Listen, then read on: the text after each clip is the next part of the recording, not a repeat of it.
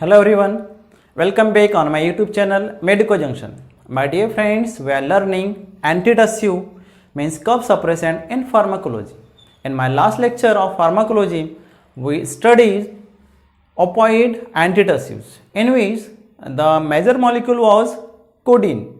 Today we are learning antitussives that are the non-opioid antitussives. These non-opioid antitussives include noscapine, dextromethorphan, and third one is clofidionol. These three are non-opioid antitussives. First of all, noscapine means narcotin. Noscapine is also known as narcotin. Ideally, this noscapine is opium alkaloid. This is a opium alkaloid, but this opium alkaloid means noscapine not have narcotic, analgesic or dependence property. That's why this noscapine it plays under the antitussive class, that is the non-opioid. नॉस्केपिन के अंदर narcotic property या फिर analgesic property या फिर dependence property नहीं होती है, but इसके अंदर कफ सेंटर को डिप्रेस करने वाली प्रॉपर्टी है, मीन्स ये कफ सेंटर डिप्रेसेंट है, इसलिए नॉस्केपिन को नॉन ओपाइड एंटीटसिव के क्लास के अंदर रखा है. Okay, the mechanism of action of this noscapine, dextromethorphan and chlophedianol is act in the CNS and raise the threshold of cuff center, okay, and reduces the tussle impulses. It means कि जो तीनों की तीनों जो molecule है नॉस्केपिन, dextromethorphan and क्लोफेनडायनोल, इनका जो mechanism of action है ये सेंट्रल नर्वस सिस्टम पर एक्ट करते हैं, मीन्स हमारे ब्रेन में एक्ट करते हैं. हमारे ब्रेन के अंदर एक कफिंग सेंटर है, ओके, कफिंग रेगुलेटिंग सेंटर है. उस कफिंग रेगुलेटिंग सेंटर की जो थ्रेशोल्ड है उसको रेज कर देते हैं, जिससे कफिंग की जो फ्रीक्वेंसी वो रिड्यूस हो जाती है. तो यही इनका मैकेनिज्म ऑफ एक्शन है. The antitussive potency of this noscapine is equivalent to the codeine, means codeine की जैसी ही जो है तो इसकी एंटीटसिव प्रॉपर्टी होती है.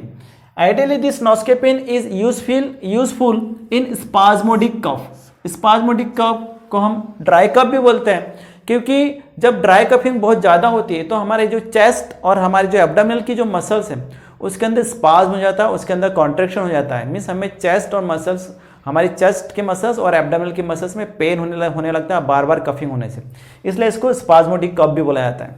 Okay, now the side effect of this noscapines are headache and nausea are the very common side effects.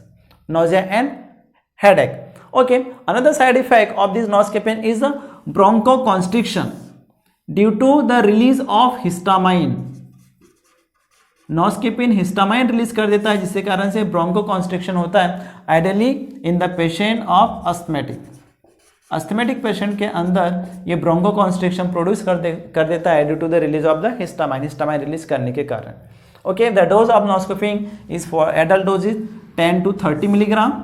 And for the children who are 2 to 6 year old, the dose is 7.5 milligram. The children who are 6 to 12 year old, the dose is 15 milligram. These are the dose of noscapine, and marketed brand are Noscopin and Coscotabs. These are the marketed brands. My dear friends, next molecule is the dextromethorphan. Dextromethorphan is the antitussive, non-opioid antitussive which is widely used as a antitussive. Okay, market के अंदर current scenario में dextromethorphan सबसे ज्यादा use होने वाला antitussive है. Okay, the D form of dextromethorphan, इसका जो डी फॉर्म है means dextromethorphan is a D isomer. क्या है ये? D isomer, that is the antitussive. And L form means L isomer of this dextromethorphan is analgesic. Analgesic means pain reliever, pain को relieve करता है. ठीक है, तो ये दो आइसोमर्स होते हैं डेक्स्ट्रोमेथॉर्फेन के. Okay, this dextromethorphan is central NMDA antagonist. NMDA means N methyl D aspartate को एंटागोनाइज करता है. ठीक है, अब ये जो एन मिथाइल डी एस्पार्टेट क्या है? N methyl D aspartate is a glutamate receptor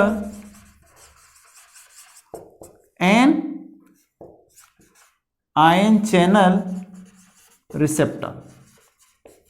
okay, NMDA क्या है? ये रिसेप्टर है, ग्लूटामेट रिसेप्टर क्या है? आयन चैनल रिसेप्टर है। इसको जो डेक्स्ट्रोमेथार्फेन है उसको क्या करता है? एंटागोनाइज कर देता है। एंटागोनाइज कर देता है मीन्स इस रिसेप्टर के एक्शन को प्रिवेंट करता है, मीन्स इस रिसेप्टर के कारण होने वाले एक्शन को ये होने नहीं देता है। आइडियली जो रिसेप्टर होता है ये हमारे न्यूरॉन्स में प्रेजेंट होता है, ठीक है। और इस रिसेप्टर को एंटागोनाइज करके डेक्स्ट्रोमेथार्फेन हमारे जो कफ सेंटर है उसके फ्रीक्वेंसी को क्या करता है? ये इंक्रीज कर देता है। Okay, then antitussive action of this dextromethorphan is equipotent to the codeine. इसका भी जो एंटीटसिव एक्शन है कोडीन के बराबर ही होता है, उसके जैसा एक्शन देता है। Okay, now side effect of this dextromethorphan is dizziness, nausea and drowsiness. Dizziness means सिर चिकराना, nausea means the feel like the vomiting, and drowsiness means the person feel like lethargy means थकान जैसा लगना, और sleep ऐसा लगता है कि नींद आ रही है, तो इसको क्या बोलते हैं अपन? Drowsiness. At higher dose the side effect of this dextromethorphan is hallucination and ataxia. Okay, high dose के ऊपर हालुसिनेशन और अटेक्सिया हो जाता है। Ataxia means imbalance while the walking. जब इंसान वॉक करता है तो उसका बैलेंस नहीं बन पाता है, अपने वॉकिंग के टाइम पे पैर कहीं और रखता है और कहीं और रखा जाता है, तो हम उसको बोलते हैं अटेक्सिया। एंड हालुसिनेशंस मीन्स ऐसा फील होना, फिर ऐसा कुछ सुनना है, फिर ऐसा कुछ टच होना है, फिर ऐसा कुछ स्मेल आना जो एक्चुअल में नहीं होता है।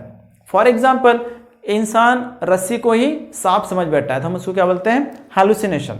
And dose of this dextromethorphan is 10 to 20 milligram is the adult dose, and for the children 2 to 6 year old children 2.5 to 5 milligram, and for the children 6 to 12 year old the dose is 5 to 10 milligram. Okay, and these are the marketed brands of dextromethorphan. Ideally dextromethorphan is present in the combination of other molecules. Other molecules के combination के साथ में present होता है, और जो marketed brands है like the Grelintess है, Zecdex है, ओके, ये डेक्स्ट्रोमेथॉर्फेन इनके अंदर जो कि एंटीटसिव का अपना एक्शन देते हैं। Next molecule of antitussive is chlophedianol. Chlophedianol is also the non opioid antitussive, that is the central acting antitussive.